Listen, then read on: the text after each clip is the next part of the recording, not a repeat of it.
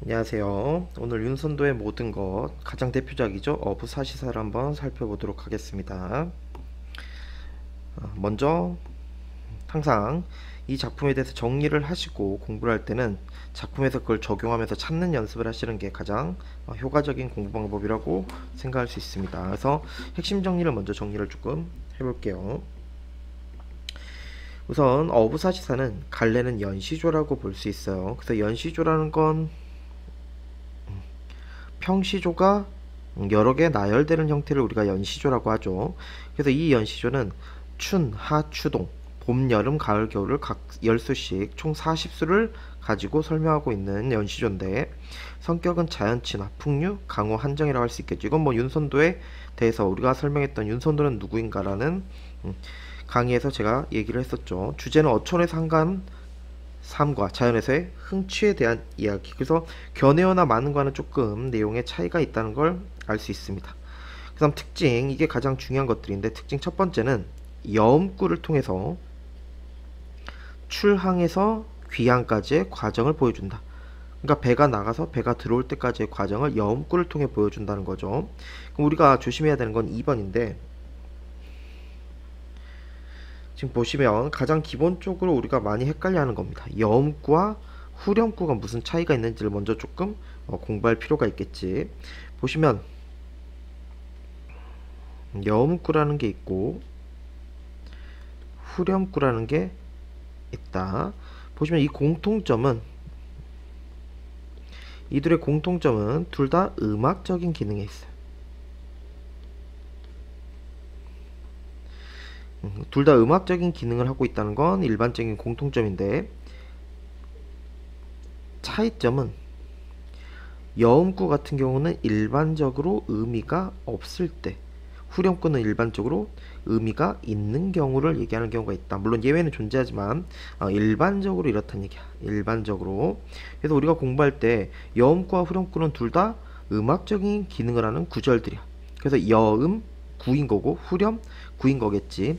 근데 차이점은 의미가 있냐 없냐로 접근하시는 게 일반적인 접근 방법이라고 생각하시면 돼요.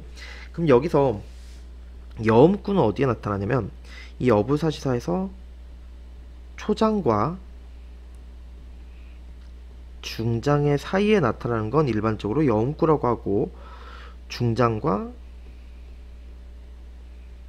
종장 사이에 들어있는 것은 후렴구라고 하는 겁니다.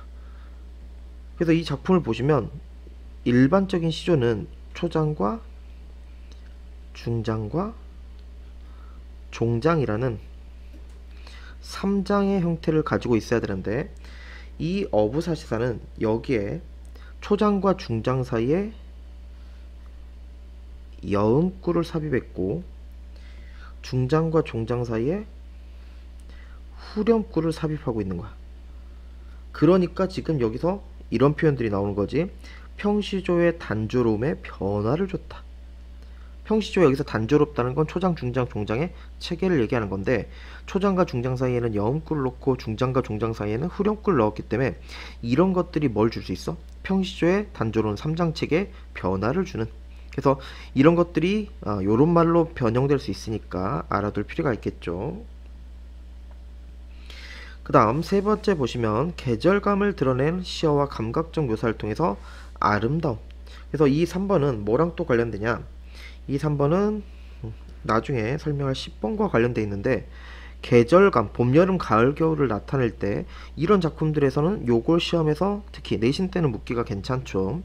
왜냐면 계절감을 드러내는 시어들은 봄, 여름, 가을, 겨울을 나타내는 시어들이 각각 있겠지? 그럼 그거를 묶어가지고 계절감을 나타내는 시어로서 적절하지 않은 것은 이런 식으로 내도 기본적으로 괜찮은 문제들이기 때문에 내신에서는 요걸 조금 생각할 필요가 있습니다.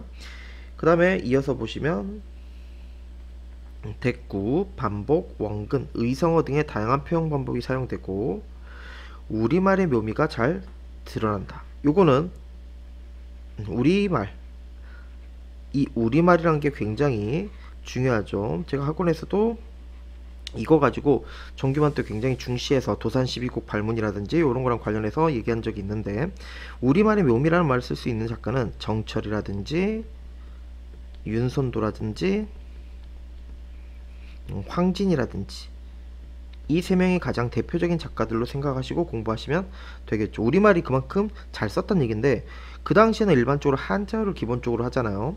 그래서 사대부들은 보통 한자로 사대부들이 시조를 짓기도 하고 가사를 짓기도 하는데 그렇게 되면 아무래도 진부한 고사성어를 사용할 수밖에 없는 거야. 근데 윤선도는 우리말을 잘 썼기 때문에 반대로 진부한 고사성어의 사용이 굉장히 적었단 얘기죠. 그래서 이 둘은 같이 보시는 게 조금 중요하고 시간의 추이에 따른 시상전개 당연하지. 왜? 봄, 여름, 가을, 겨울의 변화. 그래서 4시가 10번이랑 또 연관할 수 있겠네. 그 다음에 후렴구의 기능 중요하죠. 후렴구 반복과 관련해서 우리가 강조라든지 운율이라든지 형태적 안정감이나 형태적 대신에 구조적이라고 해도 되겠지. 안정감 대신에 통일감이라고 해도 되겠죠. 그래서 형태적 안정감, 통일감, 구조적 안정감, 통일감을 얻을 수 있고 그 다음에 일반적인 후렴구는 시상집약, 분연 이런 것들이 가능할 텐데 여기서 작품을 적용하면서 되는 것과 안 되는 것을 판단하면 되겠지. 이런 것들은 조금 알아둘 필요가 있고 그 다음에 10번부터 조금 얘기를 할까요? 사시가 계열이란 말이 있습니다. 이때 사시는 봄, 여름, 가을, 겨울 이런 것들 사계절을 우리가 사시라고 하는 거야. 그래서 사시가라고 하면 사계절을 노래한다 라는 얘기인데 우리가 이 사계절 하면 단순히 사계절로만 생각하는데 여기서 포인트는 그게 아니야. 봄, 여름, 가을, 겨울이 이 사계절이 순환된다. 순환된다는 건 당연히 영원하다는 얘기가 되는 거거든. 왜? 봄, 여름, 가을, 겨울이 끝나면 또 다시 봄, 여름, 가을, 겨울 또 봄, 여름, 가을, 겨울이 반복될 거거든. 그러니까 결국 사시가라는 게 나오면 어떻게 해석을 하셔야 되냐? 봄, 여름, 가을, 겨울, 봄, 여름, 가을, 겨울이 순환되면서 영원하다. 결국 강조를 하기 위한 표현상의 특징으로 생각하시면 되겠지. 그래서 우리가 이 사시라는 것들이 들어있는 작품명들이 들어있죠. 강호사시가, 맹사성의 강호 사시가라든지 우리가 오늘 배우는 어부 사시사라든지 이런 작품들은 전부 다 사시가 들어있기 때문에 사계절의 순환성과 영원성을 통해서 강호사시사 뭐야? 강호 한정이나 강호 가도를 강조하기 위함이다. 어부사시사 어부의 삶을 강조하기 위함이다. 이러라고 생각하시면 되겠죠. 그래서 얘는 이걸 통해서 순환성과 영원성을 강조한다. 이렇게 접근하셔도 되고 또는 이렇게 접근하셔도 돼. 이거 자체가 벌써 뭘 나타내는 거야? 그렇지. 연시조를 또 얘기하게 되는 거죠. 그래서 연시조도 여러 연을 통해서 강조. 그래서 연시조의 형태를 이걸로 추론할 수도 있고 순환성과 영원성을 통해서 강조를 추론할 수 있다. 결국은 강조인데 그걸 연시조와 순환성, 영원성 여러 가지로 좀 설명이 가능하겠죠. 그 다음 9번 가장 어렵고 가장 중요한 내용인데 여기다가 한번 정리를 한번 해봅시다. 제목을 이렇게 한번 얘기를 해볼 수가 있겠네. 우선 어부가 계열입니다.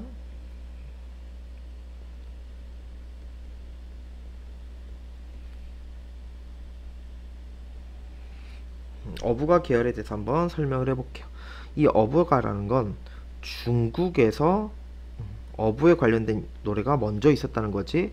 근데 이게 고려시대 때 우리나라로 들어오게 되고 이게 조선시대 16세기 정도에 이현보라는 작가가 이걸 이어받아서 어부가 또는 같은 말로 어부 단가 왜 단가가 1년짜리 평시조를 얘기하니까 또는 어부사라고 해가지고 이 어부가 계열을 이어받게 돼요. 그리고 나서 이게 16세기 말이나 17세기 초 정도 되면 윤선도가 어부 사시사라는 작품을 이어받게 된다. 그래서 이게 일반적인 우리가 말하는 어부가 계열인데, 여기서 우리가 재밌게 봐야 되는 건 이 둘의 비교입니다. 그래서 일반적으로 이현보의 어부가 계열과 윤선도의 어부사시사가, 만약에 이 둘이 각자 서로의 내신 때 외부 지문으로 많이 나오는데, 어부사시사는 어부가를, 어부가는 어부사시사를 이런 식으로 갖고 온다는 얘기죠. 그러면 이렇게 봤을 때 이 작품을 어떻게 접근하는 게 기본적이냐? 우선 시대로 접근할 필요가 있어. 윤선도의 어부사시사와 이연보의 어부가, 어부단가가 지었던 시기 자체가 좀 차이가 있습니다. 보시면 이연보의 어부가는 당쟁이 굉장히 많았던 시대야. 당쟁이 많았던 혼탁한 현실이었기 때문에 이 강호, 자연에 있으면서도, 여기에 있으면서도 정치 현실을 잊을 수가 있었을까? 잊을 수가 없는 상황이었다는 얘기지. 그래서 이 이현보의 어부가 어부단가에서는 내적 갈등이 나타납니다. 그러니까 어디하고 어디 사이야? 제가 윤선도는 누구인가 라는 거에서도 배경 지식으로 얘기했듯이 강호 자연과 속세, 벼슬길 사이에서 서로 어디로 가야 되는지 내적 갈등하는 모습이 나타나는 게 어부가, 어부단가의 특징이란 얘기지. 그에 비해서 어부사시사는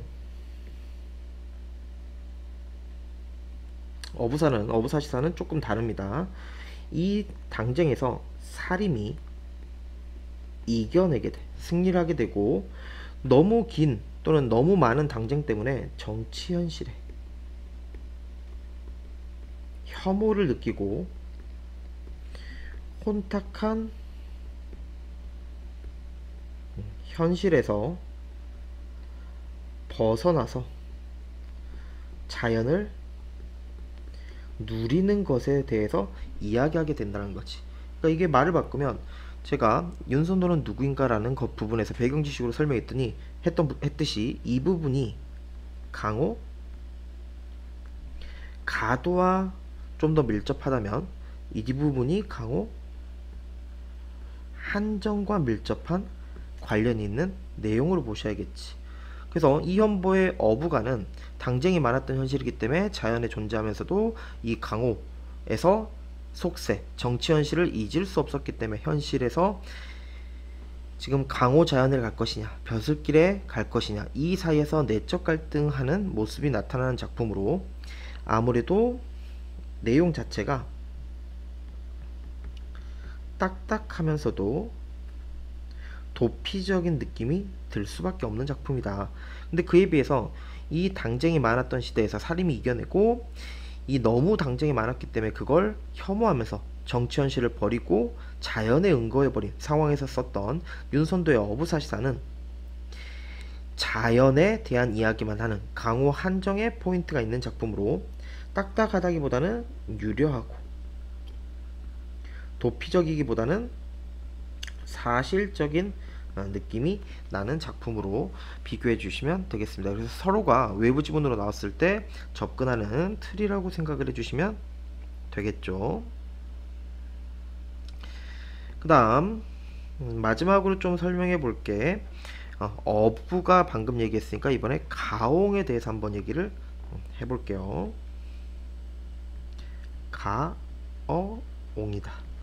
얘는 수능에서 굉장히 중요한 개념이라고 생각하시면 되는데, 이때 어옹이라는 건 어부야. 어부할 때 어고, 옹은 늙은이거든. 그러니까 이 가옹은 조심하셔야 되는 게, 어부인데 진짜 어부가 아니야. 그래서 이 가가 가짜란 얘기거든. 어부인데 어떤 어부야? 가짜 어부라는 얘기입니다. 가짜 어부. 이게 왜 중요하냐? 진짜 어부라면 굉장히 힘들겠죠. 고기잡이 하는 거니까 너무너무 힘들겠지. 근데 왜 가짜 어부라고 하냐면, 이 가옹은 그 시대에 사대부들이 이상향으로 생각하던 삶이야. 그러면 어부를 진짜 이상향으로 생각했나? 진짜 어부가 아니고 여기서 말하는 게 가짜 어부라고 했죠. 왜? 낚싯대 하나 던져 놓는 거야. 배에서 낚싯대 하나 던져 놓고 옆에다가 뭐 하는 거야? 기생 한 명 끼고 술 마시면서 노는, 이게 지금 이 사대부들이 생각했던 어부란 얘기지. 그래서 진짜 어부가 아니라 가짜 어부로서의 삶. 정리하면 이 어부, 가짜 어부는 어떤 어부다?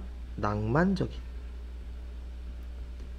풍류객 정도로 볼 수 있겠지. 그러니까 기생 끼고 낚싯대 하나 던져놓고 술 마시면서 노는 이런 낭만적인 자연을 즐기는 삶을 사는 어부란 얘기죠. 그래서 가짜 어부, 늙은이라 해서 가옹이라는 개념, 우리가 공부할 때 꼭 알아줘야 되는 개념이라고 생각하시면 되겠습니다. 그래서 이런 특징들이 나타나는 게 이 어부사시사의 내용이라고 생각하시면 되겠죠. 그래서 한번 내용을 한번 들어가 볼게요. 이해와 감상입니다. 항상 이런 것들을 이해를 위해서 읽어주시는 게 굉장히 이해에 도움이 많이 되는데, 어부사시사는 조선 중기 이후 강호 한정의 대표입니다. 자연에서 즐기는. 그래서 언제 썼냐? 윤선도가 전남 보길도에 뭐 할 때? 은거할 때 썼단 얘기지. 은하고 거, 은, 거, 퇴 요런 거 기억나시죠? 봄, 여름, 가을, 겨울에 노래를 4시가 계열 떠오르셔야 돼. 봄, 여름, 가을, 겨울을 각 10수씩 총 40수로 지은 연시조이다. 그럼 또 뭐가 떠올라? 강조, 4시가. 어촌의 아름다운 풍경을 배경으로 어부로서의 한가로운 삶을 살아가는 만족감, 가옹이겠지. 또한 평시조의 변화를 주어. 이 말하는 순간 뭐가 떠올라야 돼? 여음구랑 후렴구가 떠올라야지. 여음구는 초장과 중장 사이, 후렴구는 중장과 종장 사이. 그래서 여음구와 후렴구는 둘 다 음악적 기능이 있는데, 여음구는 뭐의 핵심이냐? 출항에서 귀향까지의 과정을 보여주는 거고, 후렴구를 통해서 강호에서 즐기는 삶을 강조하는. 그래서 결국 이 작품은 혼탁한 현실에서 벗어나 자연에 응고하고 싶은 작가의 가치관. 우리가 윤선도는 누구인가라는 그 강의에서도 얘기를 했듯이, 윤선도는 벼슬길에 갔다가 유배 갔다가 자연에 갔다가 벼슬길에 갔다가 유배 갔다가 자연에 갔다, 이걸 계속 반복했던 작가지. 그러다 보니까 현실에 완전 회의를 느끼고, 속세 벼슬길에 회의를 느끼고 자연에 응거해서 쓴 작품. 그래서 전남 보길도에 응거해서 쓴 작품이 어부사시사였단 말이야. 그러니까 당연히 이런 가치관을 가장 중점적으로 보여줄 수밖에 없고, 그러니까 자연에 있으면서도 유교적인 충이나 이런 걸 생각하는 게 아니라 진짜 자연을 즐기는 강호 한정의 대표가 어부사시사가 돼버린다는 얘기죠. 흐름을 알아두셔야겠지. 이때 어부사시사는 어부의 사계절을 노래한다. 그래서 이때 어부는 진짜 어부가 아니고 가옹이라고 방금 얘기를 했고, 사계절, 사시가. 그래서 이때 어부는 생계를 위한 어부가 아닌 진짜 어부가 아니죠. 속세로부터 벗어나서 자연에 응거하는 처사. 또 나왔네요. 응거, 은, 거, 처, 퇴 요런 개념들. 그 다음에 사계절의 흐름과 출항에서 귀향까지 과정을 유기적으로 연결했다. 어디서? 여음구에서. 이것은 어부의 일상을 시간의 흐름에 따라, 당연히 시간의 흐름이죠, 보여준 거고, 혼탁한 세상을 멀리하고 자연과 일체가 되는 삶을 추구하는 물화일체겠지.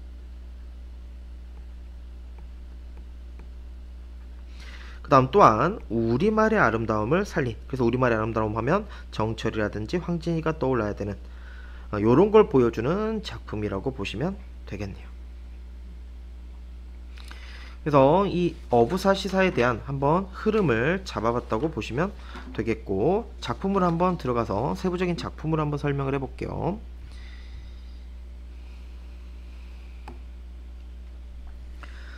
지금 보시면 춘사 1, 하사 2, 추사 9, 동사 10. 이 부분은 지금 현행 교육과정에서 지학사 정지창 교수님의 교과서에 나와 있는 어부사시사를 발췌한 부분이고, 그 외의 중요한 부분이라 해서 추사 일이라든지 또는 미래엔 방에 나와 있는 부분도 제가 좀 참고 자료로 갖고 왔으니까 한번 보실 필요가 있겠지. 이해에 도움이 될 테니까. 그러면 윤선도의 어부사시사를 한번 설명해 보겠습니다. 작품으로 해석을 들어가시면 이 윤선도의 어부사시사는 당연히 아까 말했던 이현보의 어부단가, 어부사, 어부가랑 비교해서 볼 필요가 있다고 계속 얘기를 하고 있는데, 이 어부단가가 17년도 그리고 23년도 수특이었다면 어부사시사는 20년도 수특입니다. 그래서 이 두 작품 다 수특에 자주 빈출되는 작품이라고 생각하시면 돼요. 앞개에 안개 걷고, 앞 호구에는 안개가 걷히고 뒷매희, 히읗 종성체형과 특이 척격이 사용됐네. 뒷 산에는 해가 비친다 라고 해서 앞과 뒤의 이야기를 대꾸와 대조를 통해서 표현하고 있네. 뱉더라 뱉더라, 이게 나왔네요. 이 초장과 중장 사이에는 한 번에 정리를 해보십시다. 이런 것들이 전부 다 뭐야?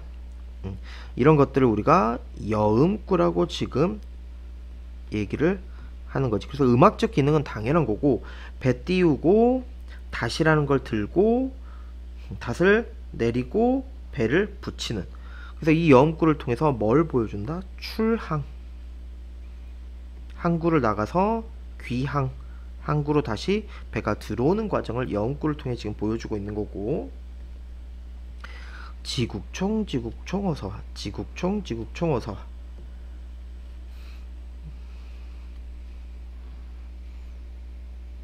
지국총 지국총 어서와, 지국총 지국총 어서와.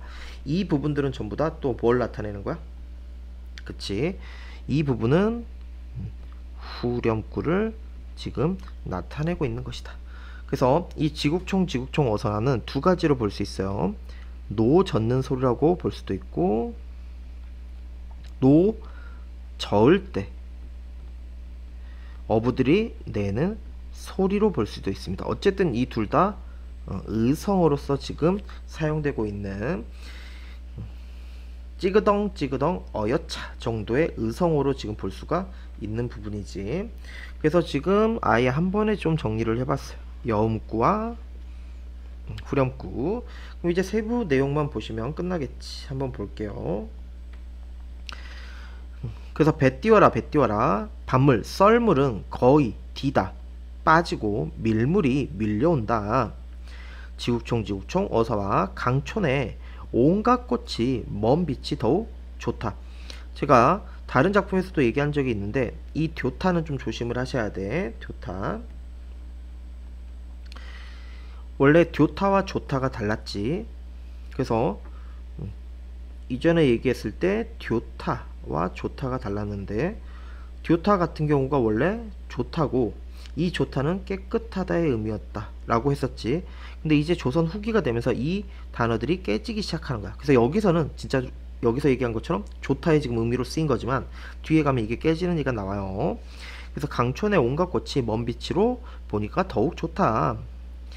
연잎에 밥 싸두고, 반찬은 이때 을안 또는 라는 뭐뭐는 은 정도로 해석하시는 부분인데, 연잎에 밥 싸두고 반찬은 장만하지 마라. 청양잎은 쓰고 있다. 도롱이는 가져왔느냐. 지금 보시면, 그래서 여기도 계속 대꾸가 지금 나타나지. 여기도 마찬가지고. 근데 청양잎과 뭐가 나왔어? 녹사이가 나왔죠. 그래서 얘는 비오는 여름을 지금 표현하고 있다는 걸 알 수가 있네. 지구총 지구총 어서와. 무심한 백구는 굉장히 중요한 구절이 나왔습니다. 이 백구는 제가 이따가 여기서 한번 정리를 해보도록 할게요. 백구를 제가 조금 외부 지문을 갖고 왔으니까 저기서 정리해보기도 하고, 여기서는 이 구절의 의미로 볼 건데, 무심한 백구, 그래서 욕심이 없는 흰 갈매기는 정도로 의미할 수 있겠지. 그래서 욕심이 없다로 접근하시면 우리가 월산대군의 시조, 욕심이 없다로 가면 월산대군의 시조가 우리가 떠오를 수 있어야 되고, 뒤에 구절로 연결하면 이 욕심이 없는 흰 갈매기는 내가 저를 좇는 것인가, 저가 나를 좇는 것인가. 그래서 내가 자신을 줬는지 자신이 날 줬는지를 지금 모르는, 그래서 여기서 나타나는 건 무라일체의 삶입니다. 자연과 내가 하나 됐기 때문에 이런 모습이 나오는 거지, 또는 자연을 즐기는 강호 한정의 모습이 나타나는 부분이다. 그래서 이 부분은 만약에 내신으로 공부하게 되면 외부 지문이 굉장히 많이 나올 수 있는 부분인데, 이런 특징을 가진 작품은 10년을 경영하여 이런 작품들이 굉장히 좋은 작품으로 설명할 수 있겠지. 그 다음 추사로 가봅시다. 옷 위에 서리가 오니 추운지를 모르겠다. 다 뛰어라 다 뛰어라. 조선, 이 조선은 낚싯배가 좁다고 하나 부세 속세를 얘기하는 거지. 속세가 어떠한가, 그 말은 뭐냐면 지금 자기가 있는 자연에 배 하나 띄워놓고 있잖아. 그게 좁다고 하지만 속세와 비교해서 어떻냐 정도의 의미거든. 그럼 결국 얘는 뭘 보여주냐, 자연에서의 삶, 현재의 삶에 만족하는 삶의 모습, 태도가 지금 나타나죠. 내일도 이렇게 하고 모레도 이렇게 하자라고 해서 자신의 삶에 만족하는 모습이 나오겠지. 그러면 생각을 해봐. 가을이 돼서 지금 서리가 내려. 근데 왜 추운 줄을 모를까? 그치. 자연과 내가 하나 돼서 자연을 즐기고 있기 때문에 추운 줄도 모르는 거야. 그 다음 겨울이 됐습니다. 어와 감탄사로 시작하네. 저물어 간다. 연식이라는 건 누워서 편히 쉬는 거야. 누워서 편히 쉬는 것이 마땅하다. 배 붙여라 배 붙여라. 가는 눈 뿌린 길에 붉은 꽃이 흩어진대. 뭐가 나와? 색채 대비가 지금 나오죠. 흰색과 붉은색. 흥겨하며 걸어가서 설월이 눈달이 서산에 넘도록 송창에 기대어 있자 라고 해서 자연에서 지금 자연을 즐기는 삶의 태도가 나오네. 그럼 여기서 우리가 조금 초점을 맞출 포인트들이 있네요. 우선 녹색으로 한번 표시해 볼까요? 지금부터 설명할 것들은 어떤 것들이냐?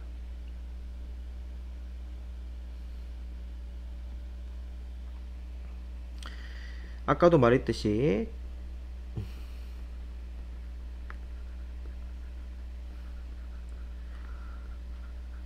계절감을 나타내는 시어를 공부할 필요가 있겠죠. 사시가라든지 봄, 여름, 가을, 겨울이라든지 이렇게 계절이 나타나는 작품들은 계절감을 나타내는 시어들, 상징적 시어들이 많이 쓰이는데, 이 작품에도 역시 그런 것들이 굉장히 많이 쓰이는 거지. 첫 번째 보시면 이 온갖 꽃이는 꽃이죠. 꽃이라는 거 봄을 나타낼 수 있겠지. 그 다음에 연잎이라든지 청양잎, 녹사이 이런 것들은 여름을 나타낼 수 있고, 설이 춥죠. 추워지는 거 가을, 그 다음에 눈이 내리는 모습 설월, 이런 것들은 겨울을 나타내는. 그래서 곧 청양잎, 녹사이, 연잎, 설이 추운 줄 모른다, 가는 눈, 설월, 이런 것들이 계절감을 나타내는 시어로 묶어서 적절한 것, 적절하지 않은 것, 내신 때는 이런 문제도 괜찮게 출제가 가능하겠죠. 그래서 이게 일반적인 어부사시사의 내용이라고 생각하시면 되겠습니다. 근데 이 부분들 외에도 자주 출제되는 부분들이 또 몇 개가 있는데, 간단히만 보면 이런 것들이에요. 그 외에 중요한 부분, 추사야. 가을인데 물 외, 그럼 뭐겠어? 속세를 벗어난 강호 자연을 얘기하겠지. 자연에 좋은 일이 보이시죠? 아까 좋다는 원래 깨끗하다인데 여기서는 진짜 말 그대로 좋다로 쓰였지. 지금 어휘가 바뀌어가는 상황이네. 이 좋은 일이 어부의 생애가 아니겠냐. 그러면서 어부의 생애가 좋다고 얘기하는 거야. 뱉더라 여음구가 나왔지. 어옹을, 이때 어옹은 무슨 어옹이야? 옹이겠지. 그래서 지금 어부의 생애가 아니겠냐라고 하면서 가옹, 가짜 어부 늙은이의 삶을 그림마다 그렸더라. 그만큼 이 가옹의 삶에 대해서 자부심을 가지고 있는 모습이 나타나네. 지국종 어사와 사계절의 흥이, 사계절 봄, 여름, 가을, 겨울에 흥이 한 가지나 다 좋대. 다 좋대. 근데 그 중에 언제가 최고래?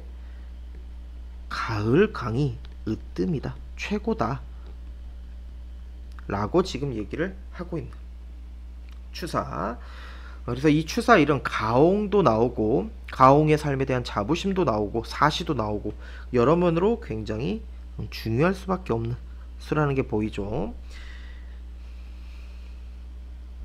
그 다음 미래엔 방에는 방금 말했던 부분들도 나오지만 추사 2와 동사 4도 나오는데 추사 2 간단히 볼까요? 수국에 강촌을 얘기하는 거지. 가을이 드니 가을이 되니 고기가 살쪄 있다. 그렇죠? 이 가을이라는 계절은 풍요. 그래서 우리가 상징적 의미를 보면 가을은 긍정으로 보면 풍요지만 부정으로 보면 쇠락의 계절이지. 근데 여기서는 지금 긍정, 풍요로 보고 있네. 다 들어라, 다 들어라. 만경팅파의 슬카지. 슬카지도 우리 고전에 자주 나오죠. 실컷. 실컷 용이어하자. 즐겨보자. 놀아보자. 지국종 지국종 어서와. 인간을 돌아보니 인간 속세를 지금 얘기하는 거지. 인간 세상을 돌아보니 멀수록 더욱 좋다. 여기서는 또 원래 의미로 좋다로 사용되고 있네. 동사 4로 갈까요? 간밤에 눈 깬 후에 경물 자연의 경치가 달라졌구나. 이어라 이어라. 노져라 노져라. 앞에는 만경류이, 뒤에는 천철옥산. 중요하지 않아요. 그냥 둘 다 자연입니다. 지국청 지국청 어서와. 성계인가 불계인가? 그 말은 뭐야? 신선이 사는 곳인가? 극락세계인가? 인간 세상이 아니로다. 그럼 결국 얘네들도 뭐야? 너무나 아름답다 보니까 거기가 어떤 세상처럼 느껴진다는 얘기야? 이상세계, 이상향처럼 느껴진다. 그래서 인간 세상 속세가 아니다 라고 지금 얘기하는 건데, 이런 부분은 어디서 나온 거냐? 이 부분, 이런 부분은 이태백 200 있죠? 200에 산중문답을 인용한 부분입니다. 인용한 부분으로서 관습적인 표현 정도로 생각하시면 되겠다. 그래서 어부사시사의 가장 유명한 작품들을 몇 개 봐봤습니다. 그래서 40수 중에 우리가 한 7수 정도를 한번 봤는데, 마지막으로 이 어부사시사에서 좀 정리를 해볼 부분이 이 백구에 대한 기능이 굉장히 중요할 수 있어요. 백구. 백구는 흰 갈매기를 상징하는 거야. 근데 이 흰 갈매기가 왜 중요하냐면, 보통 선생님들이 잘못 얘기하는 게 이 백구 하면 공부 좀 했다는 분들이 강호, 한정, 자연을 즐기는 대표적인 소재로서 백구를 얘기한다. 뭐 틀린 거 아닙니다. 일반적으로 맞아요. 근데 이게 최근에 기출에서도 뭐가 나왔냐? 백구가 강호, 한정이 아닌 경우가 나왔거든. 그러니까 우리가 접근할 때는 이렇게 접근을 해야 돼. 각 백구는 강호, 한정이 일반적으로 맞는데 확인은 하자. 아닌 경우가 있기 때문에. 그리고 이 백구가 자연과 관련된 소재로 사용되더라도 그 기능이 다르게 사용되는 경우들이 좀 있어요. 그래서 제가 몇 작품들을 조금 갖고 와본 건데,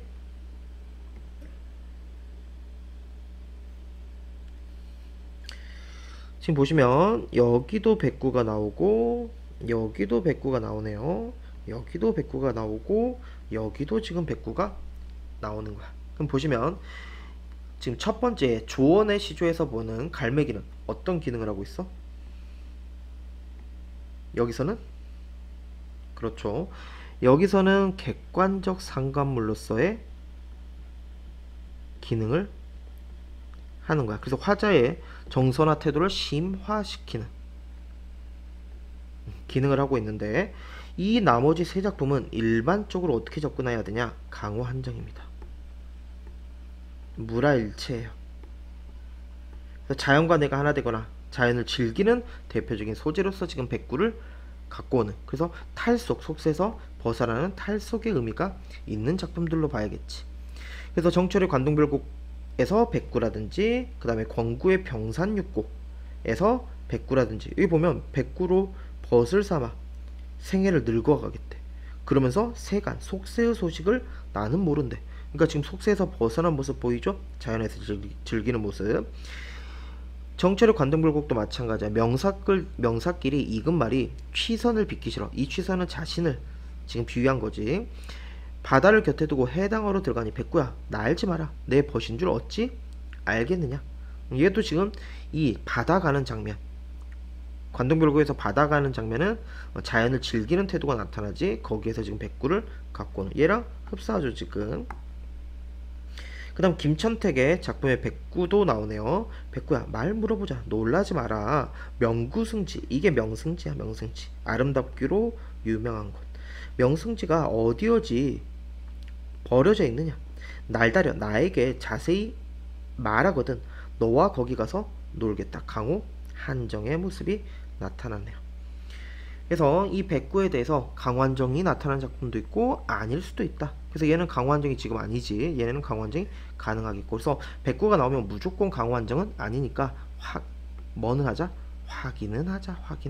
확인하고 접근을 하셔야 되고, 강완정일 때는 물화일체로서 속세에서 벗어나는, 이걸 대표하는 소재로서 백구를 갖고 오는 경우가 많다라고 이해하시면 되겠습니다. 그래서 오늘은 윤손도의 모든 것 중에 가장 중요한 작품 어부사시사에 대해서 핵심 정리를 시작해서 이해와 감상을 보고, 어부사시사에서 가장 유명한 작품들을 수를 갖고 와서 좀 설명을 한 다음에 마지막에 수특이나 이런 것들을 종합해서, 기출을 종합해서 백구의 기능, 흰 갈매기의 기능을 좀 여러 가지로 살펴보는 데까지 해봤네요. 그래서 한번 복습 잘 해주시고 다음에는 또 다른 작품으로 한번 진행을 해보도록 하겠습니다. 고생하셨습니다.